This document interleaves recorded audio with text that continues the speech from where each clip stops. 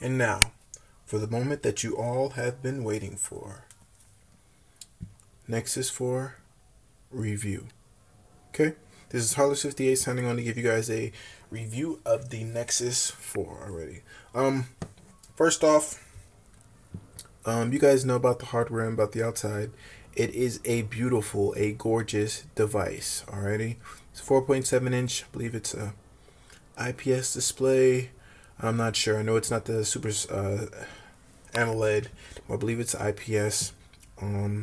Not sure what type of screen it is, but it is beautiful. Okay, move along. It's not the thinnest of all devices. You know, the Galaxy Nexus was kind of bigger up here and then kind of had a hump when it was kind of smaller down here. It's just consistent throughout the entire device. Same, pretty slim. Not super slim, but it is slim enough. Glass back, I'm sorry, is probably the best part of the device, aesthetically, looks wise. Okay, here you have your 8 megapixel camera with your flash directly underneath. Beautiful Nexus logo. LG logo on the bottom. There's your FCC filing stuff on the bottom. The back of the device has this textured glass like a pill. It's very smooth.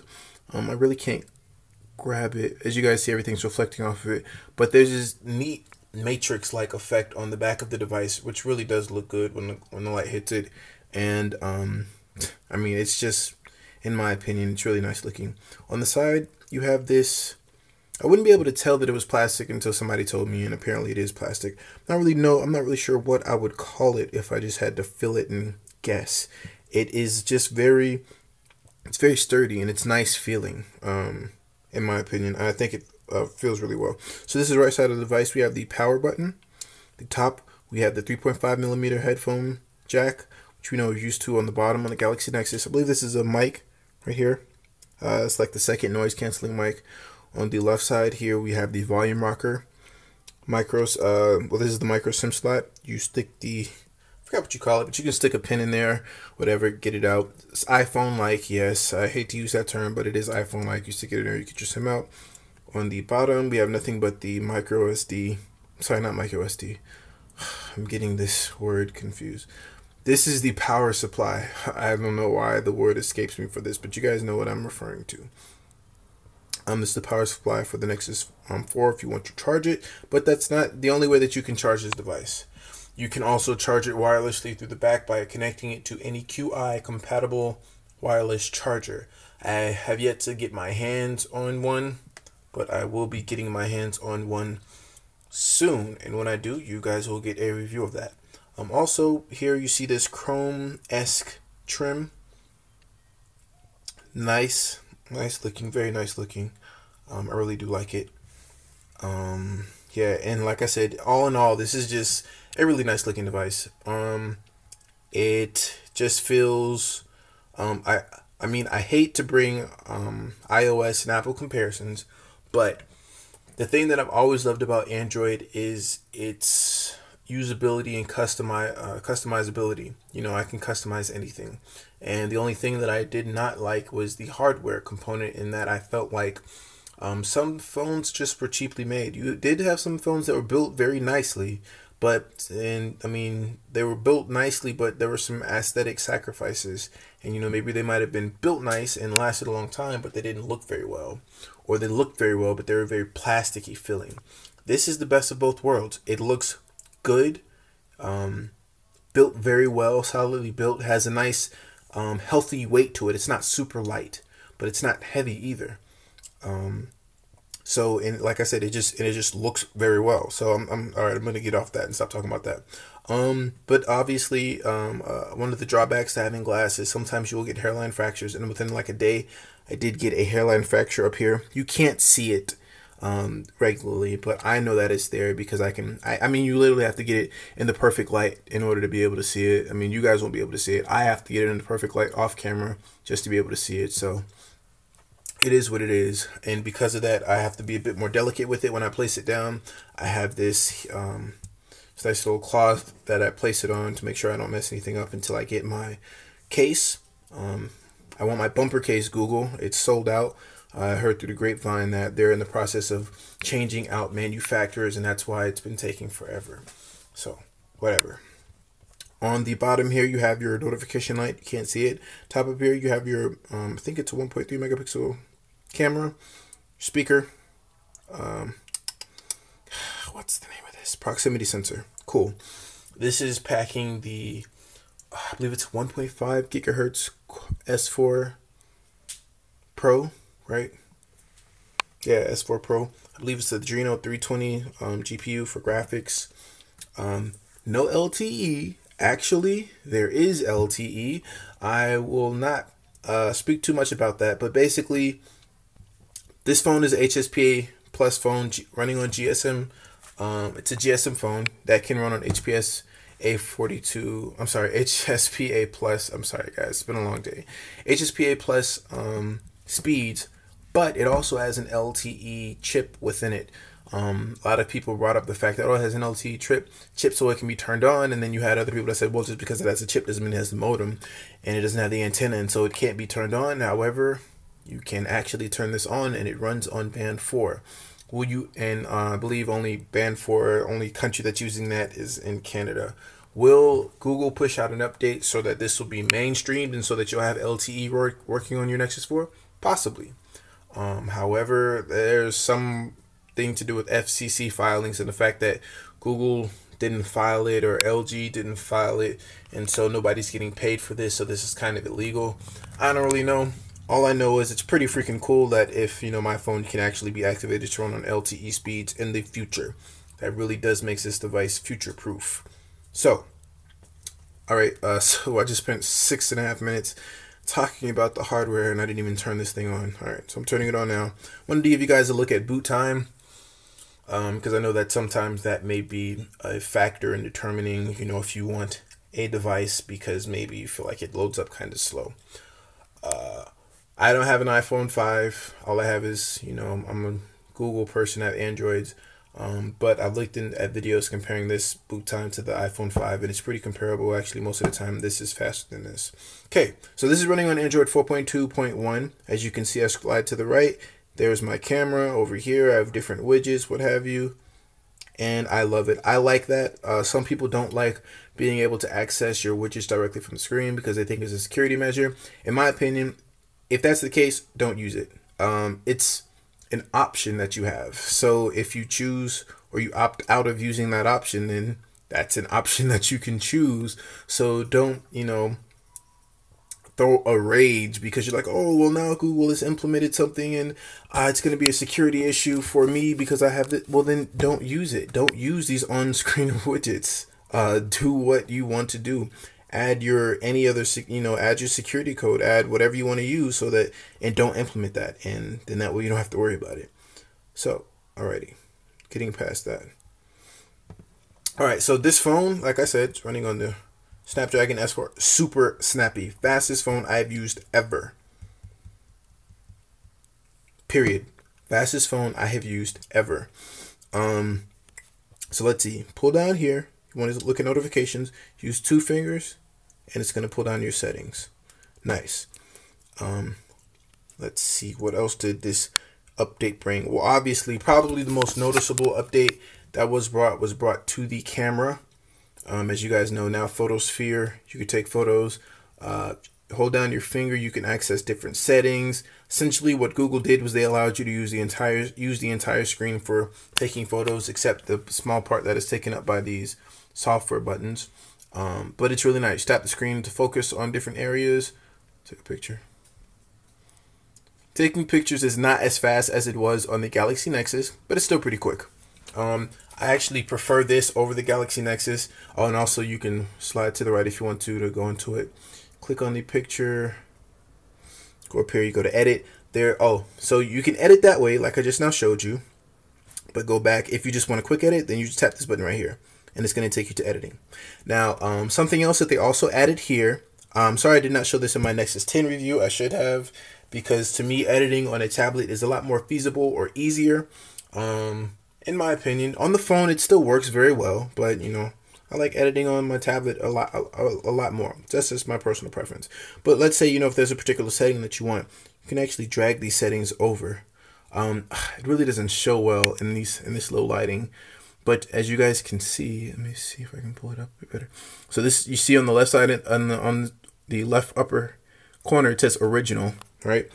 That's the original. And then as I slide it over, you can see what this effect is actually doing.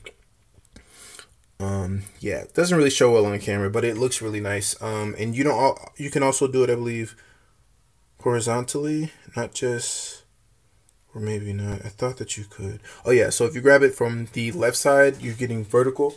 If you grab it from the right side, you're getting horizontal. It's pretty cool. And you have a whole slew of different settings and different things that you can do in there or whatever. Nice. You can save the picture and it'll save the copy and it'll also save the original. So it's nice little feature. Like I said, photosphere on this thing is amazing. Really, really nice feature. I mean, you guys know the concept. If you guys are watching this video, you can basically snap a complete 360 photo. I really can't demonstrate it, but I can show you guys a picture that I have snapped prior or previously on this thing. I believe this is one right here. Yeah. So implementation is really nice. All right, so tap the screen and it will go around the entire thing, and it looks beautiful. It does take a few times to get it quite right. This is after I've done it a few times, so that's why this one kind of looks, I don't want to say perfect, but it looks pretty good. You can still move around if you so choose and do whatever you want to. So to me, it's beautiful implementation, and I really do love the photosphere. Some people will like it, some people won't. I like the option of having it. Should you buy this phone solely for photosphere? No. Actually, no. Yeah, I mean, why not? I mean, if you're going to buy this phone, you're going to buy it for innovations and for updates straight from Google, and you're buying it because you want to find out what Google can do to stretch innovations and what they can do to stretch the use of the phone. So absolutely, if you love this particular innovation, should you buy this phone? Yes, because that's part of what you get when you get a Nexus. So I'm sorry, I'm going to have to say that. Let's see. Oh, so the camera on this is greatly improved. The Galaxy Nexus camera was nothing to write home about. Some would say it was pretty horrible. I would have to tend to be somewhere in the middle. It wasn't horrible. It was pretty bad. But coming, over the time of Android and how bad cameras have been, it wasn't the worst camera, but it wasn't the best either. But this camera really does shine in comparison. So if you're coming from a Galaxy Nexus to this, there will be, no comparison. You'll love this camera. I would say that it's just a little below the Galaxy S3. Some people, they want to say, oh, it's not as good as the Galaxy S3 and it's just okay in comparison to the Droid. I'm sorry, not the Droid DNA, but to the HTC One X. Or yeah, you could say the Droid DNA, because the Droid DNA and HTC One X have like similar cameras.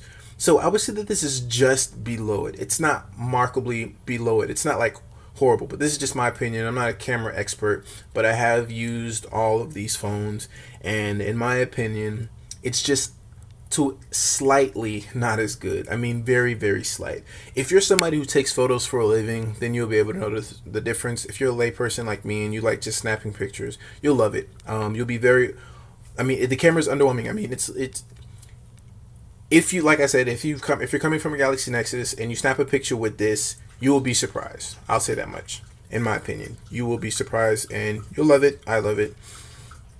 Let's see, what else does 4.1.2 bring to the table? I'm sorry, I cannot think of anything else. The jump from 4.2 to 4.2.1, I'm sorry, the jump from 4.1 to 4.2 is very minute. It wasn't huge. So yeah, obviously I added some of my own apps on here, but you will get Google Wallet on here because this is a Google device, and I really do like Google Wallet. It is very useful.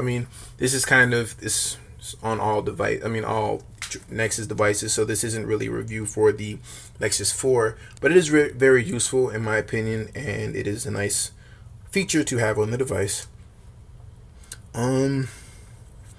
So yeah, I think that is about it. Is there anything that I am? Oh yeah, so box. I'm sorry. So if you do buy a Nexus 4, if you are lucky enough to get a Nexus 4, and I'll talk about that in just a second, you do get this box app, and as soon as you sign up, you get 50 gigabytes free in the cloud, which is great. I am a big unit. There you go. See, you guys can see this. I'll lift this up. Apologies.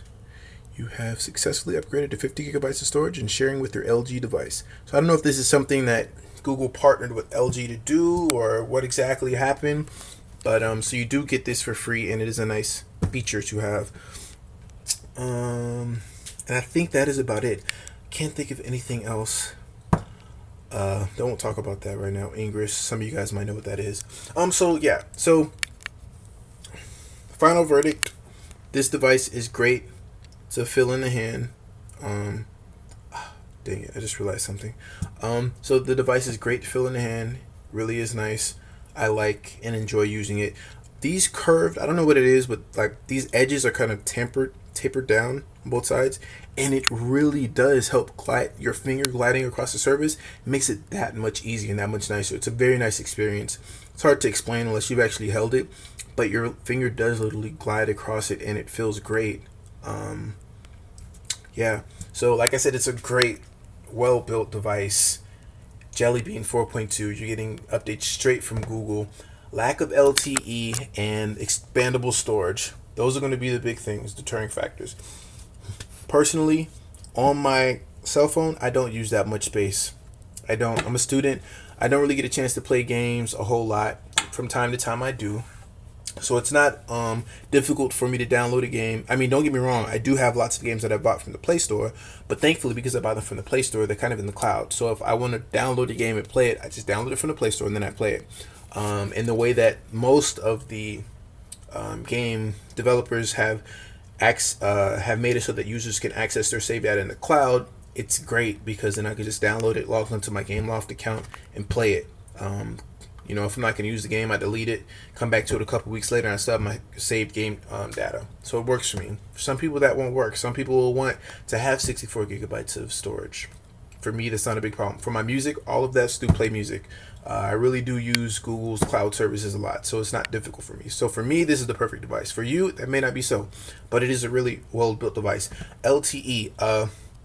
Alrighty, so let me see if I can show you guys some of these speed tests that I have done. So here, I will give you guys, I kind of uploaded a short video demonstrating the speed test in comparison to Verizon's LTE. I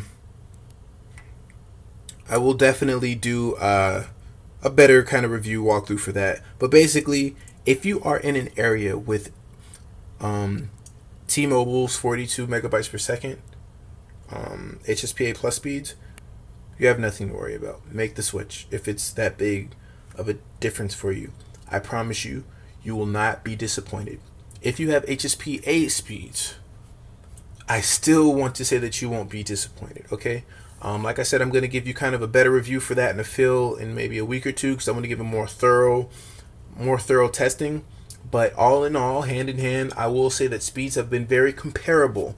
And that was really kind of surprising for me, because I really thought that LTE, seeing it's kind of like a next gen sort of movement, I thought that it would have kind of like really pooped or kind of like, you know, laid to rest the HSPA plus speeds, but that has not been the case.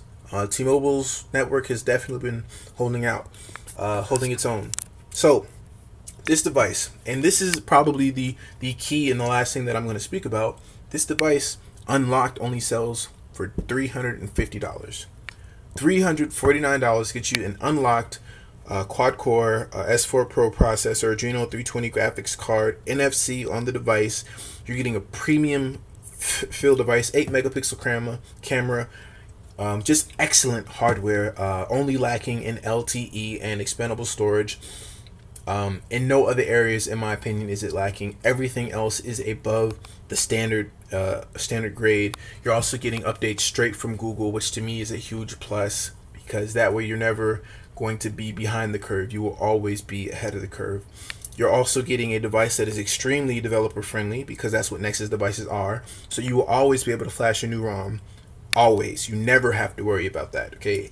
you'll always be able to get a new ROM. You can also do tinkering yourself with this device, and you get all of that for the price of $350 unlocked for the 16 gigabyte version, $299 for the 8 gigabyte version.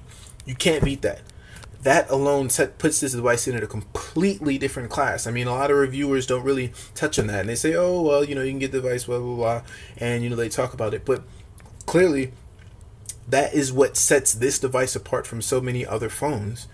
You can't call it a budget device because it's packing hardware that's beating not industry standards, but it's beating the higher competitors in the Samsung Galaxy S3, the HTC One X, the iPhone 5. I mean, it's packing hardware that's competing and going above and beyond them, and then pricing it at less than half of what those devices usually retail for. Samsung Galaxy S3 unlocked right now probably goes for roughly $700 to $800, and this is selling for $350. So that's saying a lot. So to me, that's a big harping point. I really have to point that out to reviewers that are going to be watching this video, because that is huge. In my opinion, maybe for you that's not a big deal, but then because of that, obviously other people think like me, and so this device is sold out. In my Play Store experience, I bought this in the 16 gigabyte 32 gigabyte Nexus 10 tablet. I bought two of these. I bought one for my friend, and it sold out in minutes, and it was a very, very bad ordering process. Google servers went down. We really overloaded them. I don't know if they weren't prepared for it, if demand was really that high, supply was that low. I don't know what it is, but it's very difficult to get the device. I was able to get one in 5 minutes, and then it took forever for them to ship it out to me. But I'm not really complaining about that. I mean, I think maybe we as, when I say we, I'm talking about like people who, I guess, who are in Android forums a lot, and I guess you could call us nerds, geeks, whatever you want to call us. We probably blew that out of proportion more than it actually was, because I ordered the device on Tuesday and then I got it next week Monday, which is when Google said that I would get the device. So it is what it is. But then there were some people who were back ordered, who placed the order, and then they received an email later saying that they were back ordered and that they wouldn't get them for another 3 weeks. And then Google put the device back on sale this past week, and it sold out. Well, it technically didn't sell out. They said that they still had some in inventory and that it didn't sell out after a couple minutes. But now if you're ordering the device, it's going to take 8 to 9 weeks. That's what it says. It says ship soon, and you're going to get it in 8 to 9 weeks. I ordered another one, 8 gigabyte, for my cousin for Christmas, and it doesn't look like he's going to get it in time. So I don't really know what to say about that. I'm obviously a bit upset, but I kind of have to look at it like you're really getting a hell of a device for quite a low price. And to me, in my opinion, there's nothing out there that really competes, I guess, fairly. I mean, for me and all the different things that I want, this gives me everything, and I am pretty cheap. I mean, I'm frugal. I want to spend money on certain things, and to me, the price point was really big. So, I'm sorry, I didn't mean to speak too long and turn this into a 30-minute review, but I mean, I touched the phone and I kind of gave you guys some things, but I really spoke a lot. And my apologies, I really do apologize. But I just wanted to make sure that you guys could hear everything. So this is Harless58 signing off. I wanted to give you guys the review of the Nexus 4. Go buy it if you can. If it is available in your area, go out and buy this thing. You will not be disappointed. I guarantee that. You will not be disappointed with this device. Get it on T-Mobile for $199 if you can. It's also sold out there. Do not buy it from these eBay and these resellers who are selling this device for $500. So don't. I know that you may be tempted to, but please don't, because those are the people who I really would be the most upset with, because when Google initially announced that this device was for sale, they bought like a bunch of them. And I don't know if it's, I mean, obviously I would want to make a buck or two too, so I can't be upset with them. Google maybe should have thought about that and limited the quantity that people could purchase, but whatever. Don't buy it from them though. Put your order with Google Play. Be patient. Wait a couple of weeks. Save you guys a couple $100. If you have money like that and it's not a problem, then go ahead and do it. So, like I said, this is Harless58 signing off, giving you guys a review of the Nexus 4. Buy it. Later.